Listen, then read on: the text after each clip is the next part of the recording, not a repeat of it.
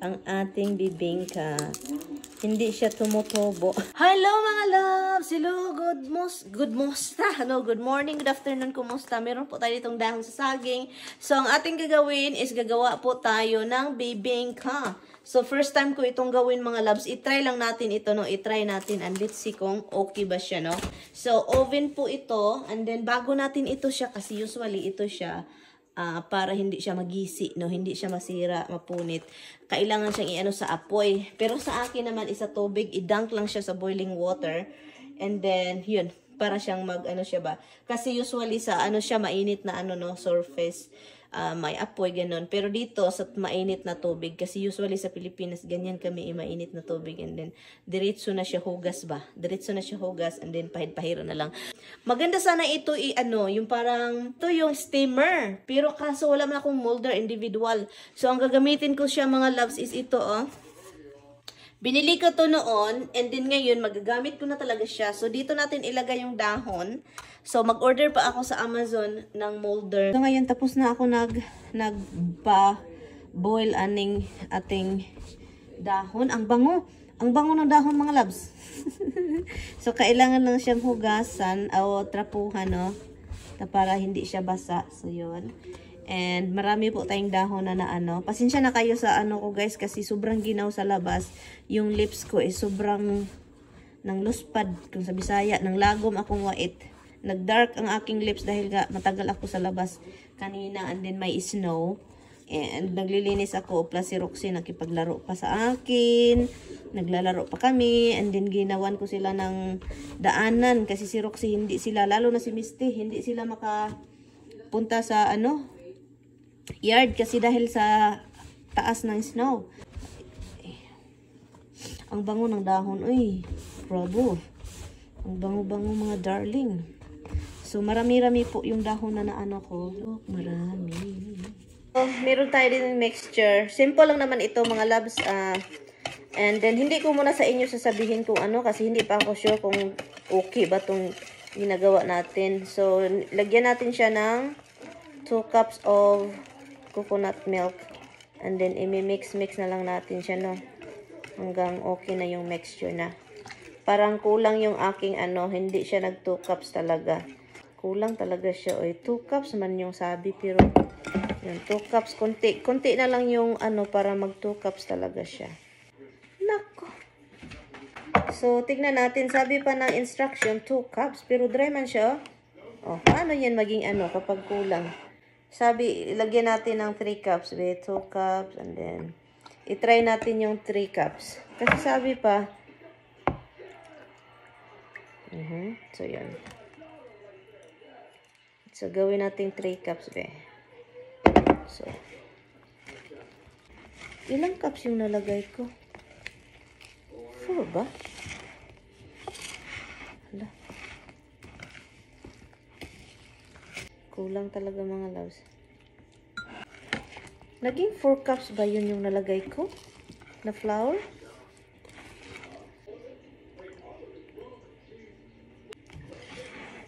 Naging 4 cups ata talaga yun. Kasi imposible. Yun mga loves, ito lang muna yung molder natin for now, no? Kasi wala tayong ibang molder. So, ito lang. Hopefully, okay. Kasi namali. So, kung okay ito, and then gawin natin yung tamang measurement. That means, go tayo mga loves. And then, bibili tayo ng bagong molder. Kasi, tama na ba ito? Tama ba itong mga pinaggagawa ko? Hindi siya nagbubble. So, yun.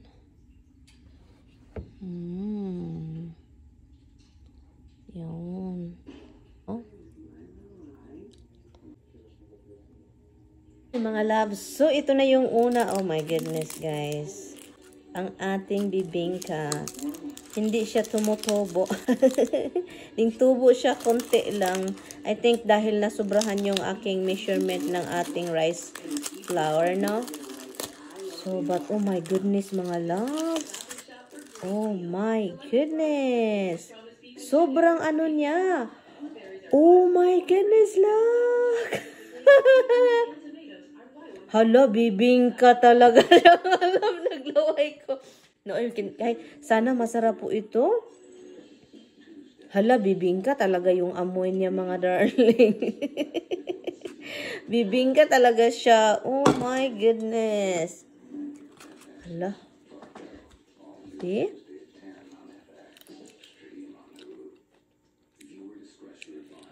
Remember, yung rice flour is naging ano siya. Nasubrahan ko siya paglagay.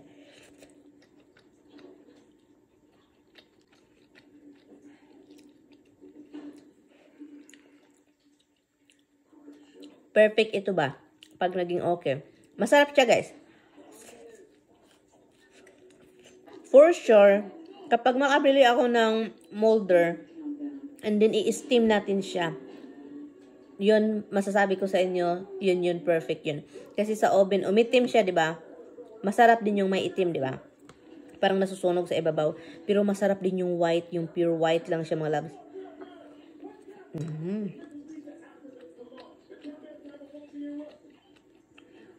Yung pagkatamis nito is perfect. Perfect sa kape. Pero sa iba, mahilig sa mga matamis. And then, yung measurement niya, I think yun yung perfect sa mga tao. Dahil nasobrahan yung measurement ng rice flour ko. Kaya, less sweetness po siya, no? So, pero perfect siya sa akin para sa kape. Oh, ito yung ating bibingka. Wala man siya ng liki, mga loves. Hindi po siya lumiki-liki. Gusto ko yung lumiki kasi para talaga siyang ano. Anyway, masarap siya. Ibang araw na naman tayo, mga loves. Gigising na naman tayo kasi paggising natin, ready na pala si Mister magpuntang trabaho. So ako naman dito, halikan mo naman ako. Sabi ko, wag mo akong halikan sa bibig kasi may ubo-ubo pa ako. So kaya always avoid tayo niya na magkasakit din si Mister. Matakdan ba sa atong sakit. So muna siya. So bago siya umalis, luckily I defrost that. Yeah, this last. There is more in there. It's just buried. It's hard to take out. You feed him now, later on, he will ask more. Sabi pa nila, ako lang daw ang palaging naghahagat, naglambing-lambing sa asawa ko. At itong asawa ko daw hindi malambing. Idi kayo na yung marunong tumingin. At sa camera lang yan, mga loves. Pero in person, si Mister, hindi talaga yan malambing. Saan kayo makahanap ng lalaking lambing dito, lambing doon? Wala pong totoong ganyan. Grabe naman kayo. Sobrang aga. Maaga ako ngayon gumising. Okay na yung katawan ko, pero yung lalamunan ko, my throat, honey, is the only problem now.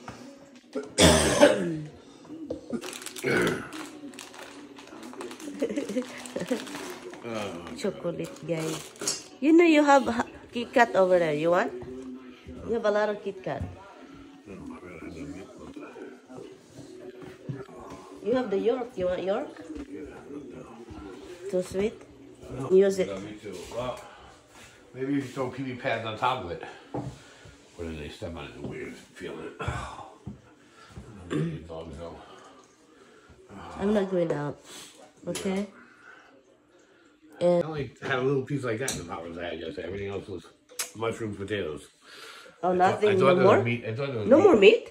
No, there must be, but I thought I had meat, but I think most of what I thought was meat was mushrooms. Oh. What is this one? Alright. I love you. Love you too. I'll talk to you later. Yeah. Bye. Gumawa ako ng tea kahapon, no? Pero yung tea na ganawa ko is ang dami kong lime na, ang dami kong limon na nilagay. The problem is, yung nilagay kong limon, pinisa-pisa ko, mga loves, kasi gusto kong maasim-asim konti. Sus, ang nangyari, naging ano siya, mapakla dahil sa skin. Diba? Yung sabi pa ni Tami sa akin, yung ginawa kong tea na ginger, masarap yung ginger kasi nanalasahan daw niya yung ginger. Kaso, yung lemon, naging ano siya, pait ba? Yung mga Christmas decor mga loves, wala na kasi dito si Tami, tayo-tayo na lang dito. So kailangan na nating ibalik sa attic kasi matagal na po ito dito nakatambay sa ating hallway sa second floor. So kailangan nating ilagay sa attic at doon na sila hanggang this Christmas na naman ilabas. So ito yan mga loves, naglaba din ako ng ating mga comforter. At habang andito tayo sa taas mga loves, lilinisin lang natin itong ating sa second floor na bathroom kasi hindi na nagagamit masyado at hindi na nalilinis. So kailangan ko lang siyang linisin naman. Paminsan-minsan lang naman no. So pagkatapos yan, bumalik ako sa baba, kinuha ko na naman yung mga buhok na ang sobrang dami. Kailangan talagang linisin, kunin kasi po, hindi po talaga matatapos yung mga buhok dito sa aming bahay. Habang naglilinis din ako dito sa ating floor mga loves, iniisip ko kung anong gawin ko sunod kasi nga kailangan natin gumalaw-galaw kasi nga iwan ko lang si Batman, may sakit po si Inday. So ngayon, pagsabi ka, sus, maglaba din pala ako mga loves, walang katapusan ding labahan ito. Ito yung nilabahan ko the other day and then ngayon ko lang siya talagang tutupiin, no? At kailangan kong maglaba ng mga damit ni Mister kasi siya po, sabi niya, kailangan daw siyang maglaba. Pag nagtrabaho siya, labhan daw yung mga damit niya. So ngayon, yun yung ginagawa ni Inday Marian. So yung mga nilalabhan kong damit, siya pala yung naglaban yan. Ibalik natin doon sa kanyang closet mga loves kasi nga, para naman alis da nato og mga bagong nilabhan sa Ginoo kalisod baning daghan nga bakit itong si Tami kailangan pang ihang hindi ilagay sa dryer. Itong mga damit kasi niya bawal ilagay sa dryer daw mga loves kasi mag-shrink na naman tayo, mag-shrink daw ay liliit. So kaya hindi na magkasya sa kanya kapag ilagay sa dryer. So kailangan talaga siyang ihay-hay, no? Ihay-hay, buti na lang talaga may hay-hayan tayo dito sa lobs bahay. At naiba na naman tayo mga loves, nagkuha ako ng mga charger sa ating mga camera, nire-ready ko lang para pag-uwi ng Pilipinas ready charge na yung aking mga battery ng ating mga kamera. Pagkatapos ko doon sa mga laba, habang naghihintay doon tayo sa kusina at nagtrapo-trapo, ang kape mga loves, maglagsik-lagsik man na. Si Tami pag magkaon, kay magkalat-kalat labi bread na siya, daghan man kay mga breadcrumbs nagtagak-tagak.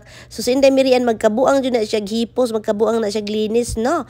So itong coffee, maglagsik-lagsik man, si Inday Marian, magkabuang din yung pumahid-pahid. Kasi mag-stain man yan sa mga loves kapag hindi mo lilinisin, matigas at ang hirap linisin kapag hindi mo inaanam-anam, no? Kailangan talaga siyang anam-anamin. Charot, ano ba yung Bisaya nang nagdagsagol-sagol, nagtodbaliskad naman ng ating voice over dire. So sabi ko sarili ko ay baka magutom ako mamaya. So kailangan ko ng rice. Magluto tayo ng rice para mamaya busog.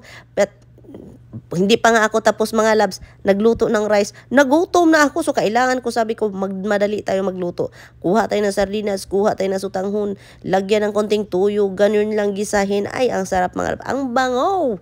Ang bango ng ating sutanghon with sardines. So yun lang yung niluluto ko mga loves. Pero ang hirap nitong sutanghon na ito kasi hindi pala siya masyado madaling alsahin, madali siyang So tingnan nyo mga loves, di ba? Walang nalagay. Paano ba ito? Ibubuo na lang ito lahat sa plato kasi wala talagang nakukuha. Tinapa lang yung nalagay dyan. Sardines lang. Yung sutanghon talagang kailangan umalis. O, tingnan mo. Nang slide mo na sila mga loves. Ang hirap talaga nito. Pero yun, nakakain na tayo finally. Dito na lahat. Hinuwad ko na, binubuo ko na lahat. At ang sarap nito. Kain tayo.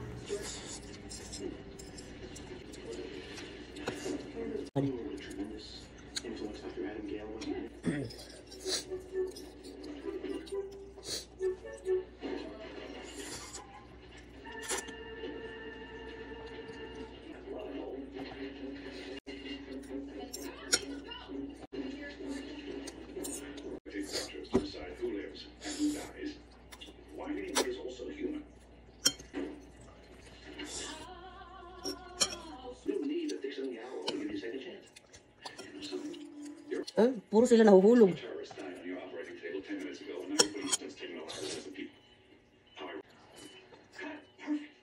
Dito lang muna tayo mga loves. Salamat sa inyong time. Bye!